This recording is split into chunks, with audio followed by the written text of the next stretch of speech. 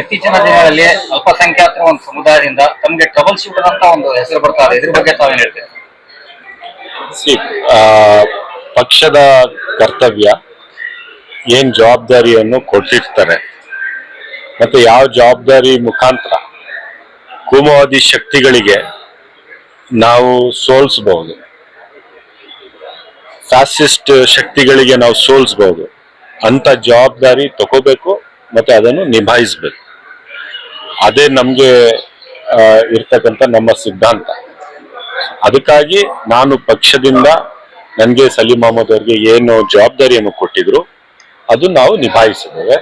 ಈಗ ಚುನಾವಣೆ ಮಾಡ್ತಾ ಇದ್ದೀವಿ, ಸಂಪೂರ್ಣವಾಗಿ ನಂಬಿಕೆಯಿಂದ ನಾವು ಚುನಾವಣೆ ಮಾಡ್ತಾ ಇದ್ದೀವಿ. ಸಿಎಂ ಇವತ್ತು ಒಂದು ಮತ ಪ್ರಚಾರ ಮಾಡಿದ್ರು, ಇದ್ರ ಬಗ್ಗೆ ಸನ್ಮಾನ್ಯ ಮುಖ್ಯಮಂತ್ರಿಗಳು ಸಿದ್ದರಾಮಯ್ಯನವರು ಅವ್ರಿಗೆ ಇರ್ತಕ್ಕಂಥ ಒಂದು ಜನಪ್ರಿಯತೆ, ಜನ ಬೆಂಬಲ, ಜನರಿಗೋಸ್ಕರ ನಮ್ಮ ಸರ್ಕಾರ ಕೊಟ್ಟಿರ್ತಕ್ಕಂಥ ಕಾರ್ಯಕ್ರಮಗಳು, ಇದೆಲ್ಲವನ್ನು ನೋಡಿದ್ರೆ ನಮ್ಮ ರಾಜ್ಯದ ಸರ್ಕಾರ, ನಮ್ಮ ನಾಯಕರಾದಂಥ ಸಿದ್ದರಾಮಯ್ಯನವರು ಮತ್ತೆ ಡಿ.ಕೆ. ಶಿವಕುಮಾರ್ ಅವರು ಸಕ್ರಿಯವಾಗಿ ಏನು ಪ್ರಚಾರ ಮಾಡ್ತಾ ಇದ್ದಾರೆ.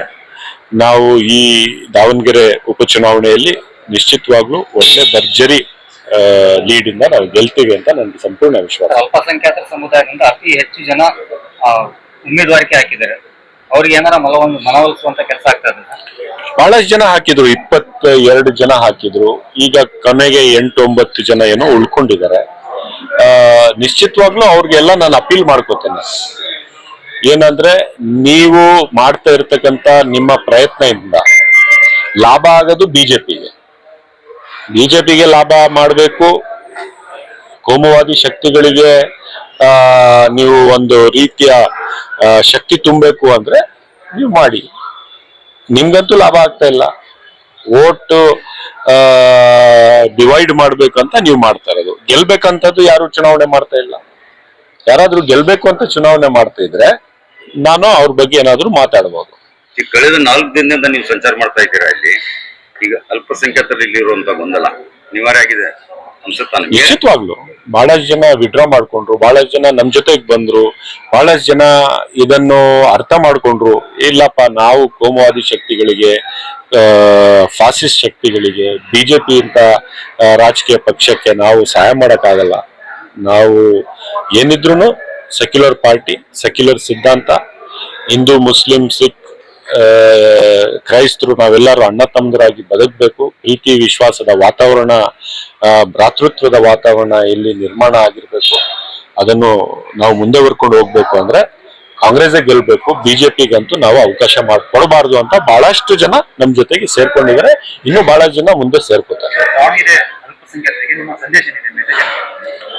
ಅಲ್ಪಸಂಖ್ಯಾತರಿಗೆ ಮಾತ್ರ ಅಲ್ಲ, ಎಲ್ಲ ಸಮುದಾಯಗಳಿಗೆ ನಾನು ಹೇಳಕ್ ಇಷ್ಟ ಬಯಸ್ತೇನೆ. ಸಮಾಜವನ್ನು ಒಡೆಯೋದಿಕ್ಕೆ, ಬೇರೆ ಬೇರೆ ಮಾಡೋದಿಕ್ಕೆ, ವಿಷದ ಬೀಜ ಬಿತ್ತನೆ ಮಾಡೋದಿಕ್ಕೆ, ವಿಶೇಷವಾಗಿ ದುರ್ಬಲ ವರ್ಗದವರಿಗೆ, ದೀನ ದಲಿತ ಸಮಾಜಕ್ಕೆ, ಹಿಂದುಳಿದ ವರ್ಗಕ್ಕೆ ಮತ್ತೆ ಅಲ್ಪಸಂಖ್ಯಾತ ಸಮಾಜಕ್ಕೆ ಇವತ್ತು ಕಂಟಕ ಆಗಿರೋದು ಬಿಜೆಪಿಯ, RSSನ ಸಂಘ ಪರಿವಾರದ ಸಿದ್ಧಾಂತ. ಇಂಥ ಸಿದ್ಧಾಂತದ ವಿರುದ್ಧ ನಾವು ಹೋರಾಡಬೇಕಾಗಿದೆ ಹೊರತು, ನಮ್ಮಲ್ಲಿ ನಾವು ಬೇರೆ ಬೇರೆ ಭಿನ್ನಾಭಿಪ್ರಾಯ ಇದ್ರೂ ಸಹ ಕೆಲವು ಸತಿ ಒಮ್ಮೊಮ್ಮೆ ನಮ್ಗೆ ಆ ಗಳಿಗೆಗೆ ಸಿಗ್ಬೇಕಂತ ಅವಕಾಶ ಸಿಗದೆ ಇದ್ರೂ ಸಹ ಬೇರೆ ಬೇರೆ ಕಡೆ ಬೇರೆ ಬೇರೆ ಸಂದರ್ಭದಲ್ಲಿ ಅವಕಾಶಗಳು ಸಿಕ್ಕಿದವೆ, ಇನ್ನೂ ಕೂಡ ಸಿಗ್ತವೆ. ಕಾಂಗ್ರೆಸ್ ಒಂದೇ ಪಕ್ಷ ಅಲ್ಪಸಂಖ್ಯಾತರಿಗೆ ಇವತ್ತು ಪ್ರಾತಿನಿಧ್ಯವನ್ನು ಕೊಟ್ಟಿರ್ತಕ್ಕಂಥದ್ದು ಆನ್ ರೆಕಾರ್ಡ್. ಏನ್ ಜನತಾದಳಿಂದ MLAs ಇದಾರ, MLCs ಇದಾರ. ಬಿಜೆಪಿಯವರಂತೂ ಬಿಡ್ಬಿಡಿ, ಅವರು ಅಲ್ಪಸಂಖ್ಯಾತರನ್ನು, ದಲಿತರನ್ನು, ಹಿಂದುಳಿದ ವರ್ಗದವರಿಗೆ ಗುರಿಯಾಗಿ ರಾಜಕಾರಣ ಮಾಡ್ತಾರೆ. ಅವರಿಂದ ಅಪೇಕ್ಷೆ ಏನಿಲ್ಲ. ಆದ್ರೆ ಬೇರೆ ಯಾವ ಪಕ್ಷ ನಮ್ಗೆ ಸಹಾಯ ಮಾಡಿದೆ? ಯಾವ ಪಕ್ಷ ನಮ್ಗೆ ಅವಕಾಶಗಳು ಕೊಟ್ಟಿದ್ದಾರೆ? ಇವತ್ತು 10 ಜನ ನಾವು ಶಾಸಕರಿದ್ದೀವಿ, ಕಾಂಗ್ರೆಸ್ ಪಕ್ಷದಿಂದಾನೇ ಇದ್ದೀವಿ. 4 ಜನ ಮೇಲ್ಮನೆ ಸದಸ್ಯರಿದ್ದಾರೆ, ಕೌನ್ಸಿಲರ್ ಇದ್ದಾವೆ, ಲೆಜಿಸ್ಲೇಟಿವ್ ಕೌನ್ಸಿಲ್ ಅಲ್ಲಿ ಇದ್ದೀವಿ. ಯಾವ ಪಕ್ಷದಲ್ಲಿ ಇದ್ದೀವಿ? ರಾಜ್ಯಸಭಾ ಮೆಂಬರ್ ಆಗಿದ್ದೀವಿ. ಇದೇ ರಾಜ್ಯದಿಂದ ನಾಸೀರ್ ಹುಸೇನ್ ಅವರು ಡೆಲ್ಲಿಯಲ್ಲಿದ್ದಾರೆ. ಅವ್ರು ಯಾವ ಪಕ್ಷದಲ್ಲಿದ್ದಾರೆ? 2 ಮಂತ್ರಿಗಳು ಇವತ್ತಿದ್ದಾರೆ, ಜಮೀರ್ ಅಹಮದ್ ಖಾನ್ ಅವರು ಇದ್ದಾರೆ, ರಹೀಂ ಖಾನ್ ಅವರು ಇದ್ದಾರೆ. ಯಾವ ಪಕ್ಷದಲ್ಲಿ ಮಂತ್ರಿ ಆಗಿದ್ದಾರೆ? ಬಿಜೆಪಿಯಿಂದ ಮಂತ್ರಿ ಮಾಡಿದ್ರ? ಇವತ್ತು ರಾಜ್ಯದ ಇತಿಹಾಸದಲ್ಲೇ ಮೊದಲ ಬಾರಿಗೆ ಒಂದು ಸ್ಪೀಕರ್,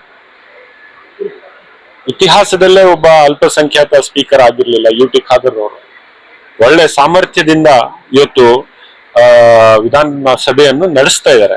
ಅವ್ರು ಯಾವ ಪಕ್ಷದವರು ಹೇಳಿ? ಕಾಂಗ್ರೆಸ್ನವರು. 22 ಜನ ರಾಜ್ಯದಲ್ಲಿ ಬೋರ್ಡ್ ಚೇರ್ಮನ್ಗಳಾಗಿದ್ದಾರೆ. ಸೊ ನಾವು ಕಾಂಗ್ರೆಸ್ನವರು ಅಲ್ಪಸಂಖ್ಯಾತರಿಗೂ ಅವಕಾಶ ಕೊಟ್ಟಿದ್ದೀವಿ, ದಲಿತ ವರ್ಗಕ್ಕೂ ಅವಕಾಶ ಕೊಟ್ಟಿದ್ದೀವಿ, ಲಿಂಗಾಯತ್ ವರ್ಗಕ್ಕೂ ಅವಕಾಶ ಕೊಟ್ಟಿದ್ದೀವಿ, ಒಕ್ಕಲಿಗರಿಗೂ ಅವಕಾಶ ಕೊಟ್ಟಿದ್ದೀವಿ, ಹಿಂದುಳಿದ ವರ್ಗಕ್ಕೂ ಅವಕಾಶ ಕೊಟ್ಟಿದ್ದೀವಿ. ಯಾರಿಗೂ ಧ್ವನಿ ಇಲ್ಲ ಸಣ್ಣ ಸಣ್ಣ ಹಿಂದುಳಿದ ವರ್ಗಗಳಿಗೆ ಕೂಡ ಅವಕಾಶ ಮಾಡಿ ಅಧಿಕಾರವನ್ನು ಹಂಚಿದ್ದೀವಿ. ಕಾಂಗ್ರೆಸ್ ಅಂದ್ರೆ ಎಲ್ಲರನ್ನು ಸಮಾನವಾಗಿ ನೋಡಿ ಅವ್ರಿಗೆ ಸಿಗ್ಬೇಕಂತ ಅಧಿಕಾರವನ್ನು ಹಂಚ್ತಕ್ಕಂತ ಪಕ್ಷ. ಅದನ್ನು ಮಾಡಿದ್ದೀವಿ. ಒಂದು ಕಡೆ ಕೊಡದೆ ಆಗಿರ್ಬಹುದು, ಅದರಲ್ಲಿ ಅಲ್ಪಸಂಖ್ಯಾತರು ಕೂಡ ನಾವು ನಾಯಕರು, ಯಾರು ನಾವು ನಾಯಕರಂತ ನಾವು ಮಾಡ್ಕೊಂಡಿದ್ದೇವೆ, ಅವ್ರದ್ದು ಕೂಡ ತಪ್ಪಿದೆ. ನಾವು ಒಂದೇ ಒಂದು ಕನ್ಸೆನ್ಸಸ್ ಕ್ಯಾಂಡಿಡೇಟ್, ಎಲ್ಲರಿಗೆ ಒಪ್ಪಿಗೆ ಆಗ್ಬೇಕಂತ ಒಂದು ಕ್ಯಾಂಡಿಡೇಟ್ ನಾವು ಪ್ರಪೋಸ್ ಮಾಡಿಲ್ಲ. ಮಾಡಿದ್ರೆ ಈ ಕ್ಷೇತ್ರದಲ್ಲೂ ಕೂಡ ಅವಕಾಶ ಸಿಕ್ಕೋದು, ಮುಂದೆನೂ ಕೂಡ ಸಿಕ್ಕುತ್ತೆ ಅಂತ ನನ್ಗೆ ಅವಕಾಶ ಇದೆ. ಕಾಂಗ್ರೆಸ್ ಸಿದ್ಧಾಂತ ಪ್ರಕಾರ ಅನುಕಂಪದ ಮೇಲೆ ಶಿವಶಂಕರ್ ಮೊಮ್ಮಗನಿಗೆ ಟಿಕೆಟ್ ಕೊಟ್ಟಿದ್ದೀರಿ. ಈಗ ಅನುಕಂಪ ಇದೆ, ಅನುಕಂಪ ಟಿಕೆಟ್ ಇಲ್ಲಿ ಬಾಗಲಕೋಟಲ್ಲಿ ಮೇಟರ್ ಮಗನಿಗೆ ಕೊಟ್ಟಿರ. ಹಾಗಾಗಿ 28ಕ್ಕೆ ಏನಾರ ಅಲ್ಪಸಂಖ್ಯಾತರ ಕೊಡಕ್ಕೆ ಏನಾರ 28ಕ್ಕೆ ಹೊಸ ಡಿಲಿಮಿಟೇಷನ್ ಆಗಿ ಹೊಸ ಕ್ಷೇತ್ರಗಳೇ ಆಗ್ತವೆ. ಆಟೋಮೆಟಿಕ್ ಆಗಿ ಒಂದು ಅಲ್ಪಸಂಖ್ಯಾತರಿಗೆ ಒಂದು ಕ್ಷೇತ್ರ ಆಗೋಗುತ್ತೆ.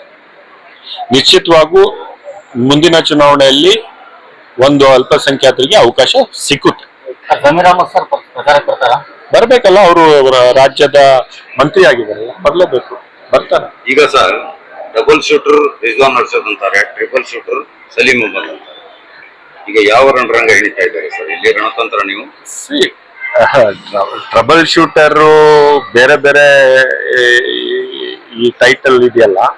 ನಾವೊಬ್ಬ ಕಾರ್ಯಕರ್ತ, ಪಕ್ಷದ ಕಾರ್ಯಕರ್ತ, ಕಾಂಗ್ರೆಸ್ ಪಕ್ಷ ಮತ್ತೆ ಸಾಮಾಜಿಕ ಕಾರ್ಯಕರ್ತ.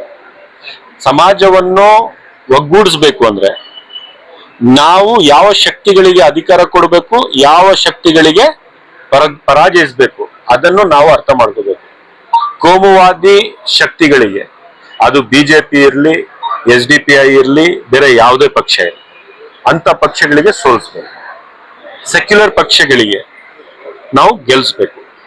ಇವತ್ತು ನಮ್ಮ ಮತ್ತೆ ಬಿಜೆಪಿ ಮಧ್ಯ ಇರ್ತಕ್ಕಂಥ ಈ ಚುನಾವಣೆ ನಿಶ್ಚಿತವಾಗ್ಲೂ ನಾವು ಗೆಲ್ತೇವೆ. ನಮ್ಮ ಬೆಂಬಲಕ್ಕೆ ಈ ದಕ್ಷಿಣ ಕ್ಷೇತ್ರದ ಜನ ನಿಂತವ್ರೆ. ಎಲ್ಲಾ ಜಾತಿಯ ಜನ, ಎಲ್ಲಾ ಧರ್ಮದ ಜನ ನಮ್ ಜೊತೆ ನಿಂತಿದ್ದಾರೆ. ಬೈಕಾಟ್ ಕ್ಯಾಂಪೇನ್ ನಡೀತಾ ಇದೆ, ಮತದಾನ ಎಲ್ಲರೂ ಹಕ್ಕಾಗಿದೆ. ಇದರ ಬಗ್ಗೆ ನಾನು ಇಷ್ಟೇ ಹೇಳ್ತೀನಿ, ಎಲ್ಲರಿಗೂ ಯಾರು ಕೂಡ ತಮ್ಮ ಮತವನ್ನು ಬೈಕಾಟ್ ಮಾಡೋದಕ್ಕೆ ಹೋಗ್ಬಾರ್ದು. ಅಪರಾಧ ಸರ್ ಅದು. ಯಾಕೆ ಅಂತ ಹೇಳಿದ್ರೆ ಮುಂದಿನ ತಿಂಗಳು, ಇದೇ ತಿಂಗಳು ಏಪ್ರಿಲ್ ತಿಂಗಳಲ್ಲೇ SIR ಅನೌನ್ಸ್ ಆಗುತ್ತೆ. SIR ಅಲ್ಲಿ ಯಾರಾದ್ರೂ ಚುನಾವಣೆಗೆ ಮತಗಟ್ಟೆಗೆ ಹೋಗದೆ ವೋಟ್ ಮಾಡದೇ ಇದ್ರೆ ಬಹುಶಃ ಆ ಸಂದರ್ಭದಲ್ಲಿ ಅವರು ಅಲ್ಲಿ ಇದಾರೋ ಇಲ್ವೋ ಅಂತ ಬೇರೆ ಬೇರೆ ಪ್ರಶ್ನೆಗಳು ಉದ್ಭವ ಆಗ್ತಾರೆ. ಅವರು ನಿಜವಾಗ್ಲೂ ವೋಟರ್ಸ ಇಲ್ಲ ಅಂತ ಎಲ್ಲ ಆಗ್ತವೆ. ಆವಾಗ ಅದು ಇನ್ನೂ ದೊಡ್ಡ ಕಂಟಕ. ದಯವಿಟ್ಟು ಎಲ್ಲರೂ ವೋಟ್ ಹಾಕಕ್ ಹೋಗಿ ಬಹಳ ಯೋಚನೆಯಿಂದ, ಪ್ರಜ್ಞೆಯಿಂದ ವೋಟ್ ಮಾಡಿ. ಒಂದು ಸೆಕ್ಯುಲರ್ ಪಾರ್ಟಿಗೆ ವೋಟ್ ಮಾಡಿ, ಒಂದು ಪ್ರೋಗ್ರೆಸಿವ್ ಪಾರ್ಟಿಗೆ ವೋಟ್ ಮಾಡಿ. ಮನೆ ಬೆಂಕಿ ಹಚ್ಚುವ ಪಾರ್ಟಿಗೆ ವೋಟ್ ಹಾಕಬಾರ್ದು. ಹಿಂದೂ ಮುಸಲ್ಮಾನರು ಬೇರೆ ಬೇರೆ ಮಾಡ್ತಕ್ಕಂಥ ಪಕ್ಷಕ್ಕೆ ವೋಟ್ ಹಾಕಬಾರ್ದು. ನೈಜ ಭಾರತೀಯರನ್ನು ಎಲ್ಲರಿಗೂ ಒಗ್ಗೂಡಿಸ್ತಕ್ಕಂಥ, ಎಲ್ಲಾ ಧರ್ಮವನ್ನು, ಎಲ್ಲಾ ಜಾತಿಯನ್ನು ಸಮಾನವಾಗಿ ನೋಡ್ತಕ್ಕಂಥ ಕಾಂಗ್ರೆಸ್ ಪಕ್ಷಕ್ಕೆ ವೋಟ್ ಹಾಕಿ ಅಂತ ನಾನು ಕಳ್ಕಳಿಯಿಂದ ಮನವಿ ಮಾಡ್ತೇನೆ. ಒಟ್ಟಾರೆ ದಾವಣಗೆರೆ ದಕ್ಷಿಣ ಕ್ಷೇತ್ರ ನಿಮ್ಮ ಕಾಂಗ್ರೆಸ್ ಬಾವುಟ ಹಾರಿಸ್ತೀರಾ? ನಿಶ್ಚಿತವಾಗ್ಲೂ ಹಾರಿಸ್ತೀವಿ. ಹಿಂದೆನೂ ಕೂಡ ಕಾಂಗ್ರೆಸ್ ಗೆದ್ದಿದ್ದೇವೆ. ಈ ಚುನಾವಣೆ ಕೂಡ ಬಹಳ ಒಳ್ಳೆ ಲೀಡ್ ಅಲ್ಲಿ ಗೆಲ್ತಿದೆ. ಎಲ್ಲ ಕೋಮುವಾದಿ ಶಕ್ತಿಗಳಿಗೆ ಯಾರು ಬಹಳ ಆಸೆ ಇಟ್ಕೊಂಡಿದ್ದಾರೆ ಬಿಜೆಪಿಯವರೇ, ನೀವು ಎಲ್ಲರಿಗೂ ಅವತ್ತು ನಿರಾಶೆ ಆಗುತ್ತೆ. ಕಾಂಗ್ರೆಸ್ ಪಕ್ಷದ ಅಭ್ಯರ್ಥಿ ಈ ಬಾರಿ ದೊಡ್ಡ ಮಾರ್ಜಿನ್ ಇಂದ ಗೆಲ್ತಾರೆ.